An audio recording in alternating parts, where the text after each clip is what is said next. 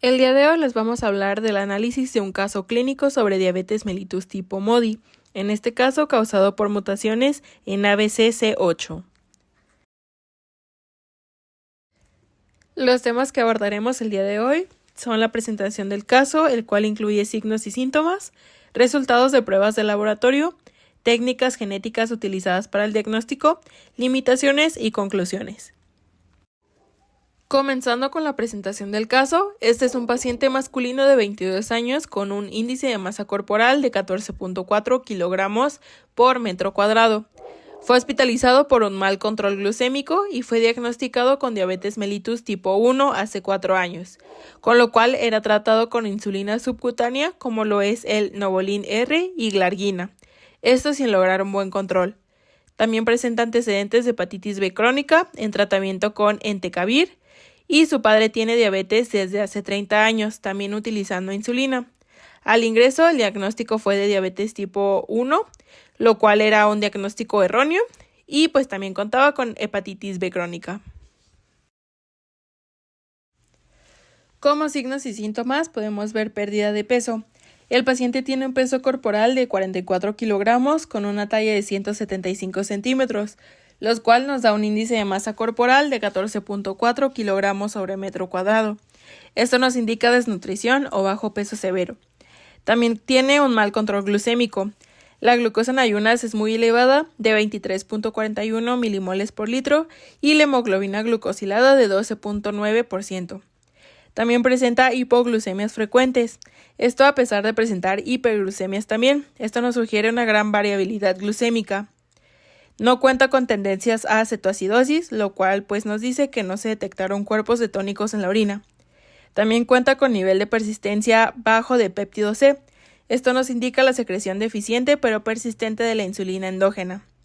Cuenta también con antecedentes de hepatitis B crónica, por lo cual se encuentran las enzimas hepáticas elevadas como lo es el ALT y AST, y también la carga viral significativa.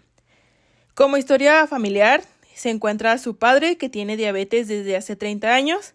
Tampoco presenta síntomas comunes de diabetes como es la poliuria, polidipsia, fatiga o cetoacidosis en etapas avanzadas. Y tampoco respondió bien a la insulina. Ahora vamos a ver los resultados de las pruebas de laboratorio. Al momento de su ingreso, el paciente presentaba hiperglucemia severa con una glucosa en ayuno de 23.41 milimoles por litro y una hemoglobina glucosilada de 12.9%, lo que indica un control glucémico muy deficiente a lo largo del tiempo. Los niveles de péptido C en ayuno, 0.9 nanogramos por mililitro, y postpandriales de 0.8 nanogramos por mililitro a 1 hora y 0.7 nanogramos por mililitro a 2 horas, mostraron que el páncreas aún producía algo de insulina, aunque sin una respuesta significativa tras la ingesta de alimentos. Este hallazgo sugería una función pancreática conservada, lo cual no es típico de una diabetes tipo 1.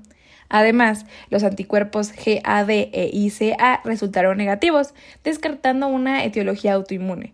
También se reportó una glucosuria, pero sin cuerpos cetónicos, lo que indica ausencia de cetoacidosis. Finalmente, los estudios hepáticos revelaron ALT en 770 unidades por litro y AST en 360 unidades por litro, junto con una carga viral de HBV-DNA de 2.97 por 10 elevado a la 7 unidades por mililitro, datos compatibles con una hepatitis B crónica activa. En una consulta de seguimiento realizada en febrero del 2019, 6 meses después de haber suspendido el tratamiento farmacológico, el paciente mantuvo un buen control glucémico. Su hemoglobina A1C fue de 5.9%, su glucosa en ayuno fue de 6.53 milimoles por litro y su glucosa a 2 horas postprandial fue de 7.67 milimoles por litro. Todo dentro de parámetros normales.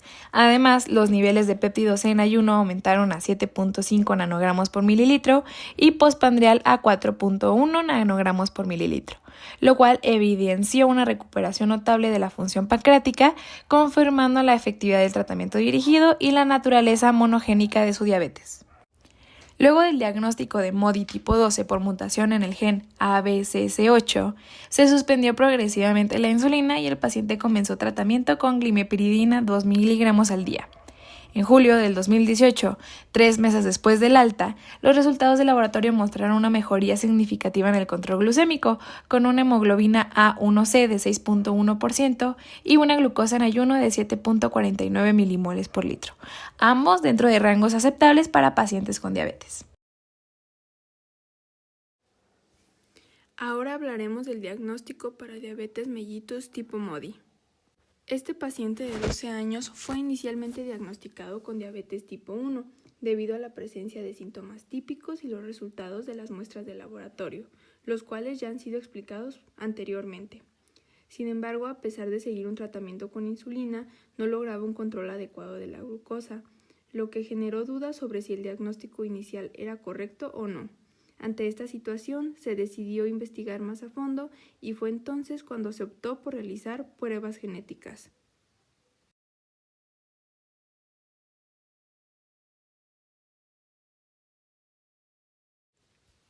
El diagnóstico definitivo de diabetes tipo MODY solo se puede confirmar mediante pruebas genéticas.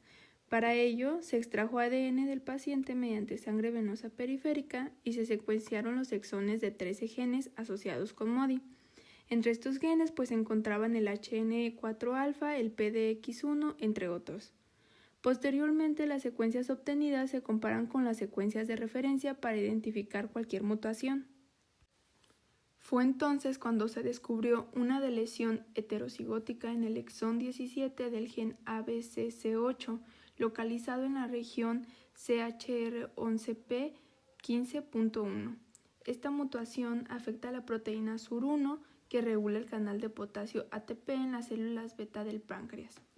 Esta alteración a su vez interfiere en la secreción normal de insulina, lo que llevó al diagnóstico final de MODY-12, una forma rara de diabetes monogénica. Ahora, la imagen que podemos observar es el análisis bioinformático del resultado de la secuencia del gen ABCC8. La línea negra que observamos representa la muestra y el bucle de descendencia representa lo que es la región de deleción heterocigótica.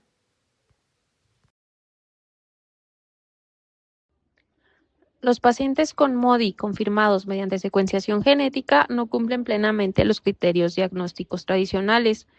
Por lo tanto, se ha propuesto realizar pruebas de detección en adolescentes con diabetes tipo 1 de inicio negativo en anticuerpos autoinmunes y en adolescentes con diabetes tipo 2 sin manifestaciones clínicas de trastornos metabólicos. En resumen, aún no existen criterios de cribado aceptados para MODY y las pruebas genéticas siguen siendo el método de referencia para su diagnóstico.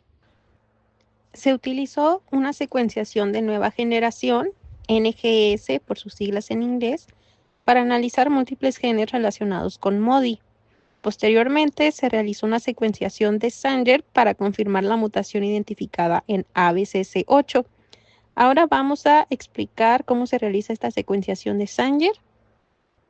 Y bueno, a muy grandes rasgos, la secuenciación de Sanger también es conocida como el método de determinación de cadena y es una técnica utilizada para determinar la secuencia exacta de los nucleótidos ATCG en una molécula de ADN. Para preparar el ADN se necesita una cadena de ADN molde que se quiere secuenciar. Se puede utilizar un cebador o un primer que se une al inicio de la región que se va a copiar. Después se van a mezclar los nucleótidos normales y los nucleótidos modificados que están marcados con un color fluorescente distinto para cada base. Luego, la terminación de cadena, cuando se incorpora un DDNTP, la síntesis de ADN se detiene, porque estos no tienen un grupo 3'OH necesario para continuar la cadena. Esto genera fragmentos de ADN de diferentes longitudes, cada uno terminando en un DDNTP marcado. Después, con electroforesis capilar, los fragmentos se separan por tamaño. Un detector láser lee los colores fluorescentes y determina qué base hay en cada posición de la cadena. Y el resultado se obtiene como una lectura de la secuencia de ADN base por base. Como conclusión, tenemos que este caso resalta la importancia del diagnóstico diferencial en pacientes jóvenes con diabetes y la utilidad de las pruebas genéticas para identificar formas monogénicas de la enfermedad. Identificar una mutación en ABCC8 permitió un tratamiento más adecuado con sulfonilureas en lugar de insulina y está mejorando la calidad de vida del paciente. La limitación de este estudio fue que no se realizó un estudio genético del linaje del probando, el mecanismo de la secreción anormal de insulina causado por ABCC8. La mutación genética